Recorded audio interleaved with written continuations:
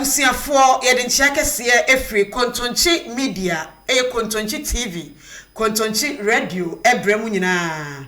Ebraso sɛ ensɛm ahodo a edi ahim ani adenkyekye ɛwɔ ɔman Ghana ha no. Yɛde mu nkyeremu no ebremu me den ɛde afia anima otu adabo JB mene berema yebu asuama ɛne wo studios ha wona e production no ɛne bibia. Abusuafo sɛ de ya hyɛ mobɔ no sɛ ensɛm bi atodwa ɛwɔ man mu a yɛbɛba na ensɛm ne mu nkyeremu emu asukodɔ no wonso watumi ahubi na afei sɛ de ensɛm ne si kɔ no wate asie ye saa pepepe ɛne yɛ no ɛwɔ Kontonkyi Media ha ɛne nti yatena sese yi a na kyerɛ sɛ ensɛm bi kɔso wɔ man Ghana ha edi kanitie etwa sɛ wonso nya akwanya etie nsɛm no sɛ de mu nkyeremu ɛne bibia etie no nti ɛne yaba mu naso na yɛnsɛm rekora ne yɛkɔ ne tentententem tawtawtaw yɛhyɛ aseɛ Every Ghana ye mampanyini His Excellency Owura John Dramani Mahama na tena ye abusuafo amane bo a efiri ho ba no bebrebe na yegyina anim se na anu ada waso afremu esoi wa hye ne dwumadi ase erinti adwuma no no nko antumi nye giso obobbo enipa bi e de ka ne ho na ba bia owo bia no owo nkran Jubilee House a wonya nani ahodo e wo mantam ahodo atenaye offices ahodo a wo so be ye adwumaden e de aboa ama Ghana nchichireye eni nani suade hu na wo bontoa na wo ka so obe reset Ghana no sa ni suade hu no atumi akoso nti ene mampanyi John Dramani Mahama asanso e de asoafo edu edin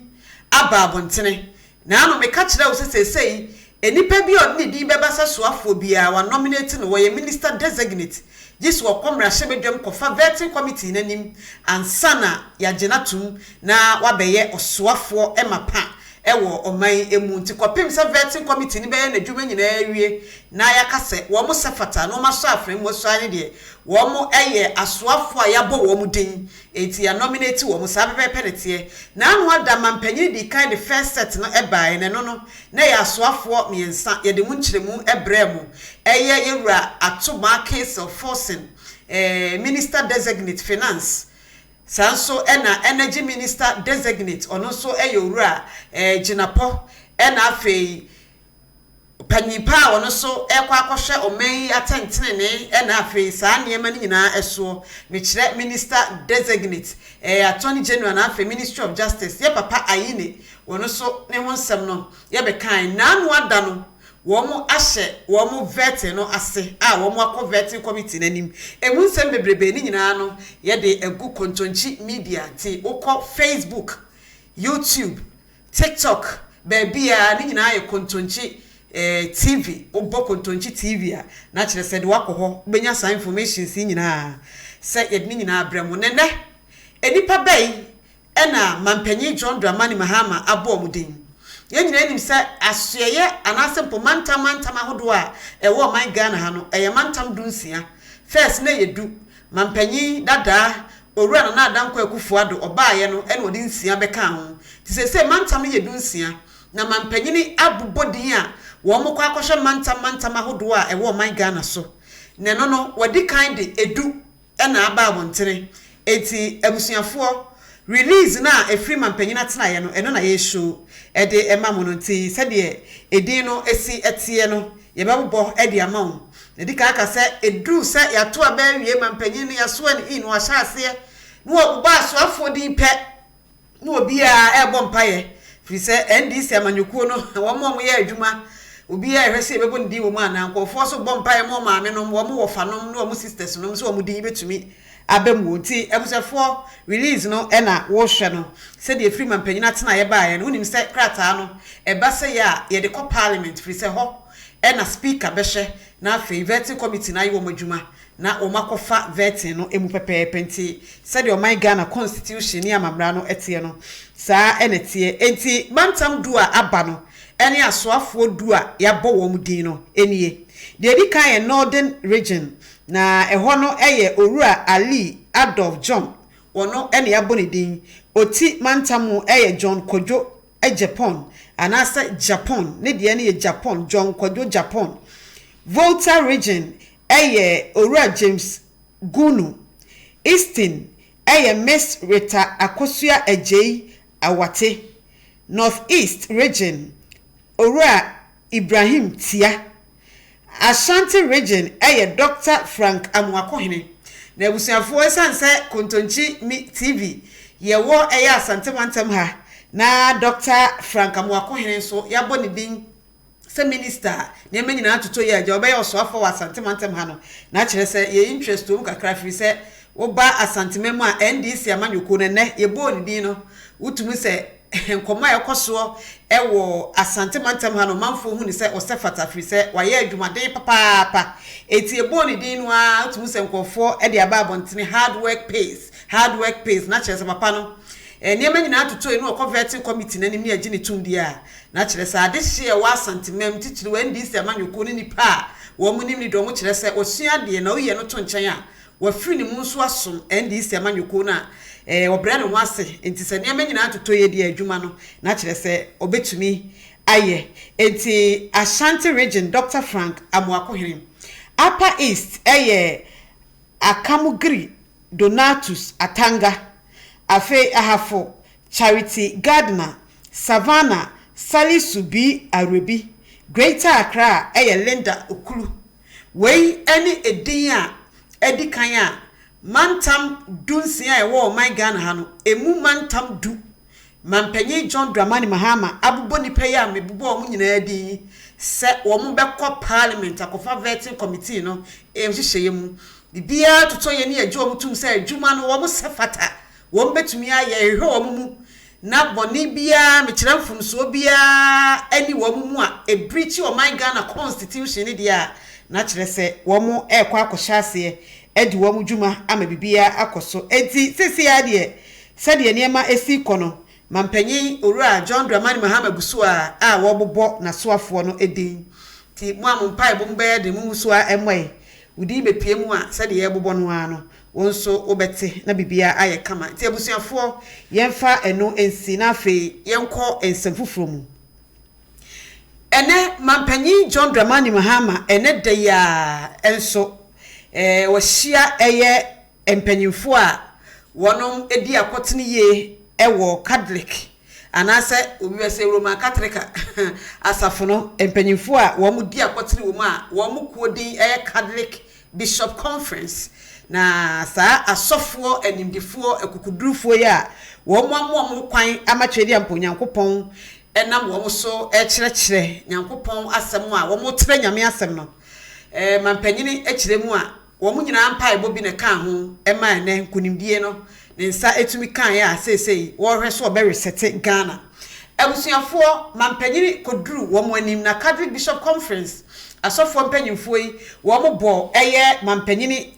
abaso ye papa na wo mu eda na senso se wo mbeye wo mafam de bia na mpa ebo a wo hia ne niema bi ebetumi aboa ama na mamu akonkan wo mu so ede ama no enwechi mampanyin John Dramani Mahama hyase edi nkomo na wo kyerɛkyerɛ mo nsɛm efa amra onya atumi ni wieye efri transition no a sɛ de aban sesa no esikɔ ene aban sakraye no ɛho hyɛye ne ho niema esitie no o hyase kyerɛkyerɛ mo mu a adwuma no kakra enkɔ na nim so baabi a wa hyase a ne baabi a opempen kɔ o wieye ene obeti si ensɛm a ɛbɛyɛ nsɛm kɛse ɛwɔ Ghana ha titiri abaya hodo abakɔ nyina no sansɛm yi ɛyɛ nkomodi atwi ne tipa nanso ɔmampanyin dada a wɔtwam na nsan ya Owura na adanko akufo ado ɔno so na penso no sansɛm wei ɛbɛyɛ asɛm kɛseɛ pa ɛwɔ kurom ha mekyerɛ LGBTQI+ ai ɛne sakwiwo sakiwo adaroma ne nyina ɛkyerɛ sɛ LGBT bi ɛyɛ lesbian gay ma ne maada mema ne ma da emwa wo mu hema kwan mo mo ware nipa chese bebre ekọ nanim dọọso nti ne ya LGBTQI+ no etoatoa so saa abusuafo na ensemu ehun komodie de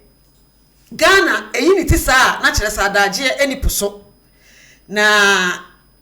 mampanyini enne okokohia eye Catholic Bishop Conference no okasai na okire nsemu kakra efa ho enkyeremu ode maaye enie okire se o my Ghana ye wo enkyerɛkyerɛ ene som nhyehyɛ a yankasa ya mamre ne yesum no eniema bi wo ho a yensososo enti wono de ohu ne pa se sa LGBTQI+ ehun sensem no ade a ye frɛ se family values se enipa akoreswa na onyini na no enkyerɛkyerɛ a ye de ma no entete a ye de ma no se ya yire sa ade ni mu a ebedu ba bi kora hu hia se ye koye bibi mrakete dia to obi ani mfiri se enipa na be hu ni se eya ade a etia eya abomination otia ebeye ne tan kra je se ade a eni kwan se esikura nipa ne hu pe na no ho ye ne basabasa enti ohwe se obetumi ni mpanyimfo aka bie wo mu ahia na wo mo di nkomo ye ni ehu kwan pa e befa so na kire se yesuku ahodo mu o sahini fon ni ye de entete ye ni bewura nkro ani mu firi ahyase no na wo hu ni se eba LGBT yesi be ma ni ye chini yesi oba ni oba nkoda ye chini kura ayade ni kwan se ebodin eba saa enu be yesu awura akra ani mu a ye ntwan se ye gya ye ho saa obi a alright na ye wie ni akoye mraketen de akwa obi se okoye wie a ena emra ni nkotwe na so ohu ni se ye hya ase e the family values nkyerɛkyerɛ ene adesua ho nkyerɛkyerɛ hya nkura ni mu enipa mu firi ahyase no a ebemma wo mo ate ade no ase hu sunsuanso bone ene ne papa na ne nyina mu kura no sa LGBT+ ho bill a ebeye nsem bebre ewo mrahye bedwam a yewura Sam George ene wono ne di sa bill na ni briye pa o Ghana ha pa yesema mpanyi na nado onsan unim sa Ghana se ya bill wi a ebedi mu na abaye mra gisa mampanyi de nsa hyase ti se mrahye bedwafo di nkomo ebuebu nsam hu nyina awie na mampanyini emfa ne nsa nhye ne amase a yentimi nyintum sa ye mra na no na wo mo ye hu bill yi nyina awie ye wo mrahye bedwam na ka se mampanyina na adanko akufo ado behwede ne nsa hyase no enipa bi ede kɔ de sobo kɔkɔto so beye nsam bebrebe ewo krom ha abusuafo de ekɔwie ya ne se asam ne kɔ ba aban na tena ye ne mampanyini beye se nipa bi ede tabura kɔ akoto so enti wantumi amfa ne nsa hyase eno enene mampanyi John Dramani Mahama kopie mu ewo Catholic asofo mpanyimfo no anim no ode atudwa se sa bill no eho asem no eni kwan se eye private ni kwan se eye private member bill na mu ma wo se eye government e wo se aban no etachire na mu ye duo enti wo behwe kwan a obefa so eni enimdifuo mpanyimfo aka bi wo mu wo behia edi ho nkomo na wo mahwe amaba be ye government bill a ebeboa ama achitai ni mu aye duo na afei bibia ye kama na de da na koma so paa ni se sa LGBT hun sensam ne de ye be kyerɛkyerɛ ye mofra no ye de su ani mu ntete ani be wura nkora ani mu no be hu se ya ade a enye eno beboa asensa ye twen akoye mra ede etia sa niema no enti abusuafo sansam no eno no na ene sansam yi ba abontira na se mampanyi John Dramani Mahama be ka sansam yi enkofo otro na adu beje obuo ebi kura se asemi de wo kan de na kire se bi onu kura na adu ansan na kire se na ye ensem bebre obi e kire na adwene nanso wo susu nsam a okan no sai na ade kwa adwudwum a wote ase fa afei ni waka oso mbesi hu nkonwa di hu nkomo enti mpanyifo sisi ni awie ye eni ebehu kire ye ntwen na ye nhwe ba bi ensusuan de bode hu ne bekwa akogu nsam a okan no de na opeso mini ankasa na namontu action no na ebe kire nsam ende okọ Catholic Bishop Conference anim no de koto dwa efa LGBTQI+ bill na afi ehun nsam ene nkomodie no ehun abusuafo eno soso no yemfa ensi na madaroma yenko yanim ewo ensafufuro munti ansa na no yenhwe video no se de nkomo no esiko imra na ochirichiri madaroma yenhwe mra president, military president, then he became civilian president. The first time the transition from one party to another took place, I had been Minister of Communications at the time, and I know what happened. So it looks like it's become a tradition that is continuing to, happen. And so we need to see how we can arrest the situation. So we'll take note of that. And I think that together we can find a solution to it. I've appealed several times to people to, act differently and not do the same things that happened before. because the people of Ghana reposed a certain confidence in us that we'll do things differently. And so we mustn't say because these people did it at this time, we also are going to do the same thing. And so the invading of government offices, going to take over government offices and things must stop. Ministers are being appointed. Once they take office, all this is going to unfold in an orderly manner. And so I once again reiterate my call to all the people who are doing that to stop. With regards to the proper human sexuality, and it's quite a long name, proper family values bill. If you remember, there was a court case that injuncted the speaker from forwarding it to the president, and also restrained the president from receiving the bill. Eventually that case was disposed of in December, I think on the 18th or so.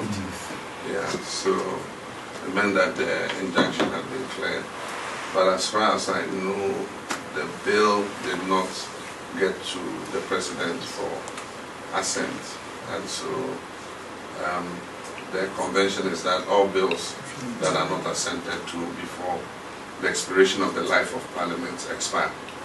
And so that bill effectively is dead, it has expired. I don't know what the promoters of the bill intend to do, but I do think that we should have a conversation on it again so that all of us, if we decide to move that bill forward, move it forward with a consensus. And probably it shouldn't be a private member's bill, it probably should be a government bill with government behind it after consultation with all the stakeholders to see how we're able to move this forward. But it leads us back to the discussion we had that if we're teaching our values in school, we won't need to pass a bill to enforce, our family values. And that's why I think more than even the family values bill is us agreeing on a curriculum that inculcates these values into our children as they're growing up, so that we don't need to legislate it. And so we'll see how all this goes. And so I'm looking forward to this review conference so that we can come to some consensus on some of these issues. But I wish to thank you very much for the thoughts that you have expressed. We should have a conversation. For Ghana, your man penny His Excellency Ora John Dramani Mahama, and say on a Catholic Bishop Conference, Roma Sofo and in the Four Casafo, and on a womo Ekokoshia and de Nkomodie na dodoona akɔwie LGBTQI+, ɛho sense munchiri mu ne edikan ede amamono ye ransom foforo mu a ene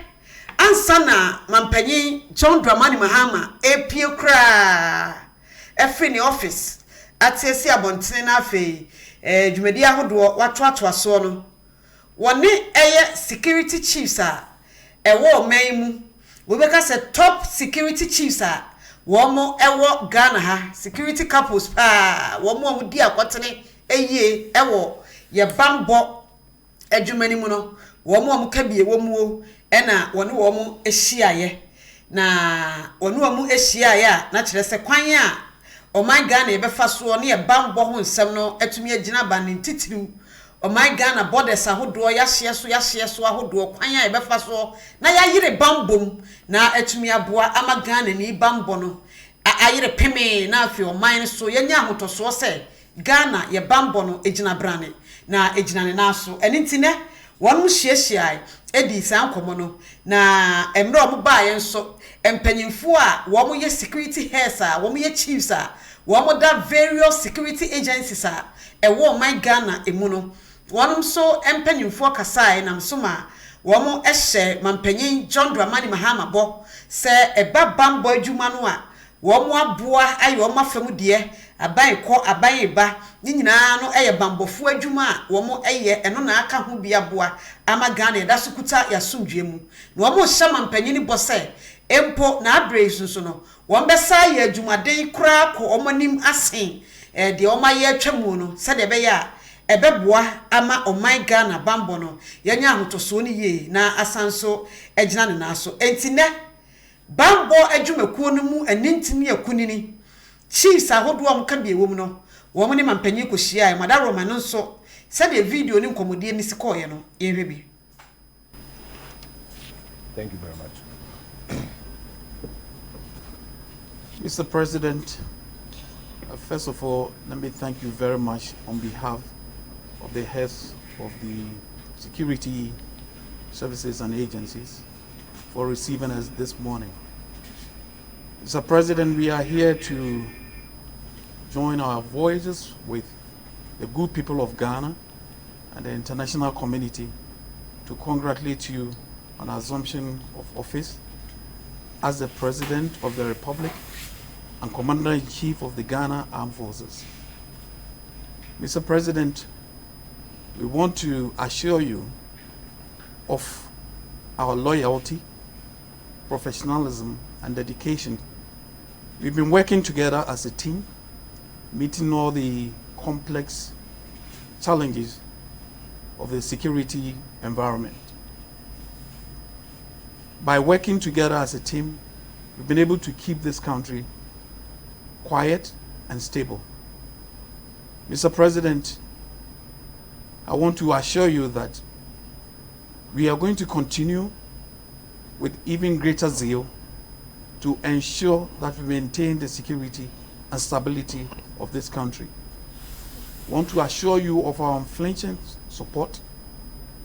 and dedication, as I said, to duty, and make sure that we help you to achieve or realize your objective of resetting Ghana. Mr. President, once again, thank you very much for receiving us this morning. We are grateful and we wish you the best. Thank you, Mr. President. Thank you. Ebusiafo wei bambo adwumakuo emu enintini akunini chisa womo eda various security agencies ewo my Ghana ha wonum empanyimfo enene wom kohia mampanyini ewo Jubilee House na tena ye ne office ansakra na mampanyini etiesi abontene na ohia wonmu wieye no ene efa bambo hu nsam ne asomdwe hu nsam no wosanso ekoboko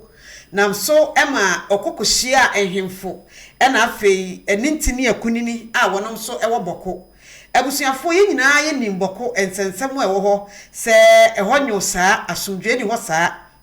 nemra mampanyin John Dramani Mahama na obo apro apritumi no okoboko nam so ma wo hye wonom bo se abato a yebetui odi nkunimu a na koma so ade ba akopa ene so obehwe ama boko conflict na afei nsemu a ewo ho no wahye na waka abusuafo wo hwe screen ni so a Kontonkyi TV a wo behu se ye show mampanyini emra oduru boko se de eja ne convoy na esi ekọ na nipa security fo toto nema ewo kwan ni mu na chese ni nyina no ni kan ye papa etu wo hwe ewo screen no eso abusuafo wo duru boko no na chese enije aba mampanyini na ohunu se convoy no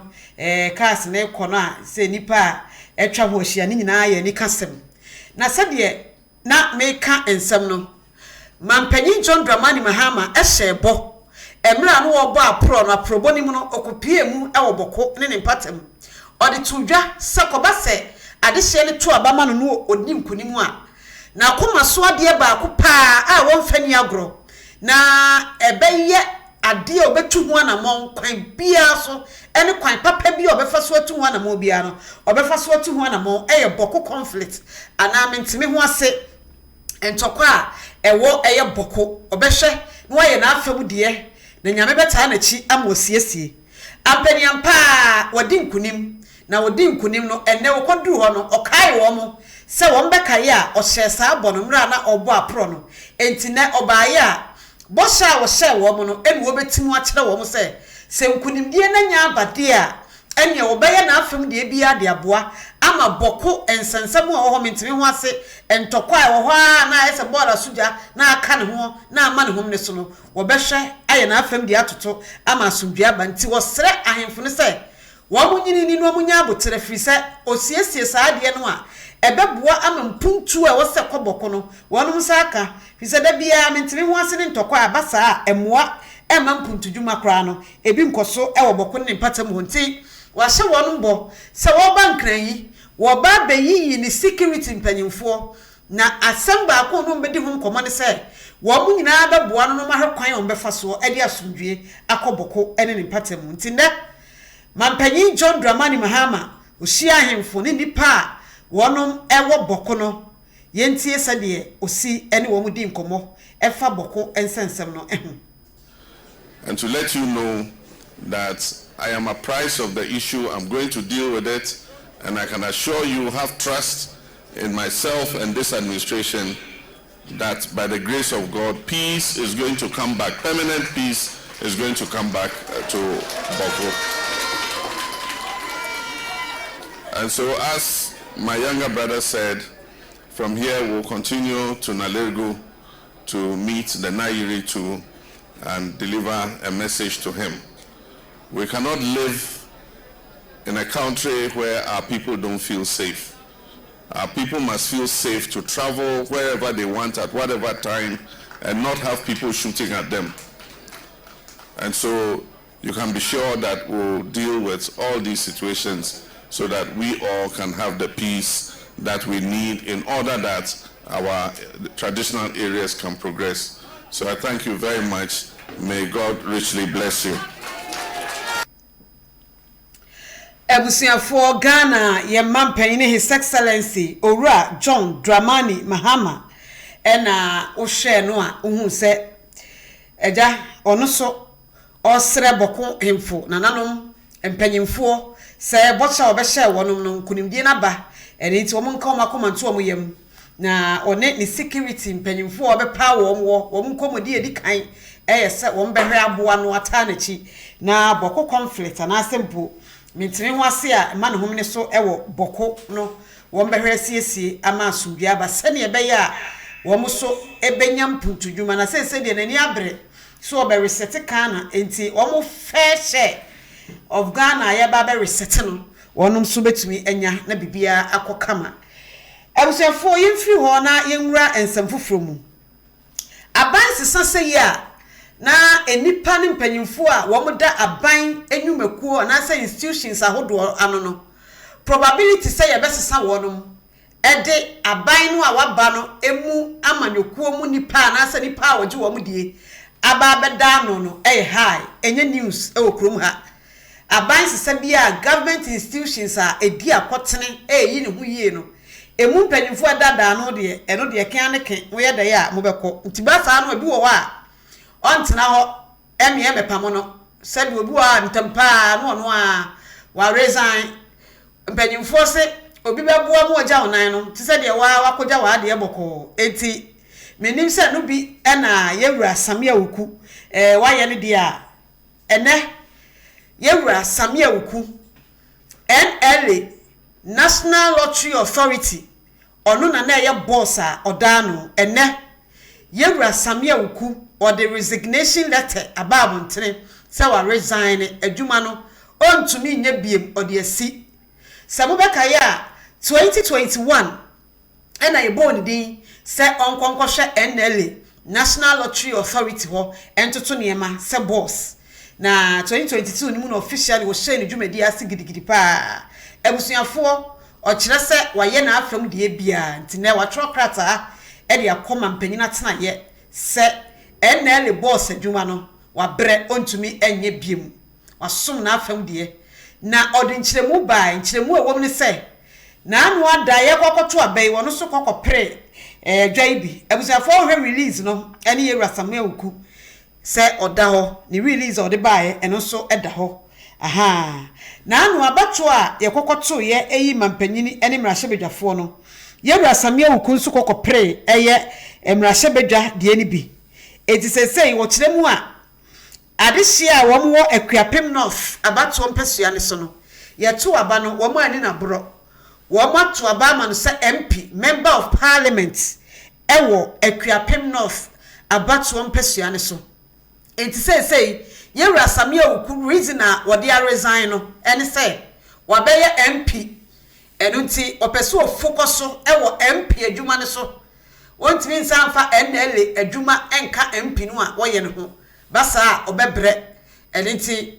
opeso osoma de hia wo mo akuapem north ho mo hu se wayi ne yema som wo nti MP ne de sei wonfa ne agura MP no a wo ba be die dendenden no watumi adi ne MP adwuma ne ye se de be ya abre so a ade hia wo akuapem no 4 years o mbesa hu se waye adwumaden tomato aba man sei de enye bone nya bibia ntia na ebom MP no a wanya no ene MPDA ene NL boss die no obebre ontumi anything or the resignation akọ ekoma president a all free NL no a focus on parliament adwuma no na bibia aye kama tinkofo a mo se ai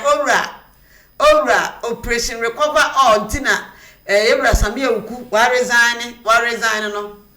wono ode ne ho no o se MP adwuma no no oba be hso aye eti no resign nti nye owra kora hwede o kan dia na kire se nye owra nso nkofo kire mu a owra nti no wodwane ewusuro se wo mo ebefre na hwehwe ne mu pepepe isei Ghana no we MP a nkofo kire mu a yese obi MP a ntimi hwehwe ne mu okwa adwuma a ntimi nkohia ne kwan so na yenkoche no ne ade enti obi benya abaya tena ye bi hye na wo hwe na dwirim de kata ahya akoso a o se o fast okopa MP fiso nya MP ni dia si e twetwe no ya na be ye den emu nkire mu no ye befa oral team no ye befa sasem no nya betena ha na ya mamu education on sa aban MP ni chie ene ho sensem no emu nsem no ye ni nyina ebeba beso maka cho se Kontonkyi media Kontonkyi TV de breakdown in education no bibia anti ase no ye back from to the layman's point of view and as understanding na obia atene ho ase pepepe ebusuan ye last story ye de be solution no Her Excellency Vice President of the Republic of Ghana ye maame Nana Jane Opoku Agyeman nene ye maame efri se oso aframu so aye enene de di kan a wa pia bontene akọ eye dwumadie bi asesei a kire se enya asem keto na okopie mo University of Ghana Legon na wo so ye maame ya gina nipa dodo anim na okiremu a obesi mampanyina nan fi se na ore activities ni dwumadi a mampanyini di ye no a wantumi anko saa function we intina wo say ye maame Her Excellency Vice President Nana Jane Opoku Agyeman ekosi mampanyina nan na wo hwe ne nsem wo kan no a wa sha de hye wo nyina bo se ye ba beto aba na galamse no abe talk of the town eno na obi ye ka ho asem yensu osai ne ade aban we ye o maba no wo mbehwe atoto niema ama galamse won sensem no yehu ne pomesi bre de to so bie mu nso ene se oman ye durumre bia nipa dodo no a wo mu ni bie na doso nipa a ohia adokoro wo mo durumre bia de obi bedie no na no akwaye bibie wo ho ni nyina ya ade a aban de hye ba begu akwam a ebeboa ama wono mu a durumre bia wo mo ahoden ewo fom wo mo ahoden esua ewo akobadie mu adidie mu ne niam ahodo nyina no wonom ahwe na wo masiesie enti Ghana yi die sesie no na aban no aba no eye reset wo mo ba betoto niam ye ama omanfo aho ato wo mo ofa aspect ahodo bebre ekeka ho nsem madaroma yentie Ghana ye Vice President Nana Opoku Agyeman. But I'm extremely happy to be in a context that I may describe as a laboratory of ideas. It's always exciting. So I'll go on directly to read his speech by seeking the permission of our beloved Chancellor, my schoolmate. No, I wasn't privileged to be in his class, but in her class, but the same school. The Chancellor, distinguished ladies and gentlemen, all of you who are gathered here. Please allow me to refer to the protocol. And if you have not been introduced or individually acknowledged, please consider yourself very special.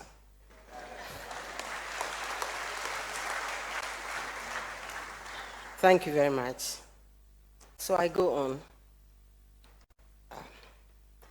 I bring you warm greetings from His Excellency John Dramani Mahama, who was supposed to be here today, but is away by international duties. I'm pleased to stand in his stead. Let me continue by extending His Excellency's congratulations to the University of Ghana for the latest global ranking. Congratulations. I also wish to acknowledge the leadership of the Vice Chancellor and key management, staff, and students. We look forward to collaborating with you further to further the university's mission and, by extension, contribute to the growth of our beloved country. In the same vein, I wish to express my gratitude to the School of Continuing Education, Distance Education 2, and the College of Education for continually providing a platform for constructive dialogue on national issues. For 76 years, this annual New Year School and Conference has been a space for innovative ideas and discussions that have influence on national policy and practice. I am happy to continue this tradition, and I look forward to seeing more of these discussions in the years to come. Last year, for instance, the annual year school highlighted the Digital Youth Hub project, an initiative aimed at equipping our youth with the digital entrepreneurial skills necessary for thriving in a 24-hour economy. It is crucial that we continue to invest in the capacity building abilities of our youth through innovative projects. Projects such as these ones will empower our youth in agriculture, entrepreneurship, information technology, and many areas. The theme of this year's conference, Attaining the 5 P's of Sustainable Development for a Resilient Ghana, is timely and profoundly relevant. The 5 P's of Sustainable Development: people, planet, prosperity, peace, and partnerships, have been clearly articulated to guide development agenda, policies, and practices in our bid to attain the SDGs. Focusing on people is essential to ensure social inclusion, gender equity, and human rights. People-centered initiatives ensure that when we say no one is left behind, it's not just a cliche. We need to make viable investments, especially in our most vulnerable populations,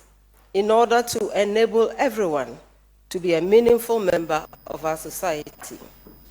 The second P calls on us. Ebusiafo ya maame Her Excellency Vice President of the Republic of Ghana, ya maame Nana Jane Opoku-Agyeman, ena ote se o church hwehye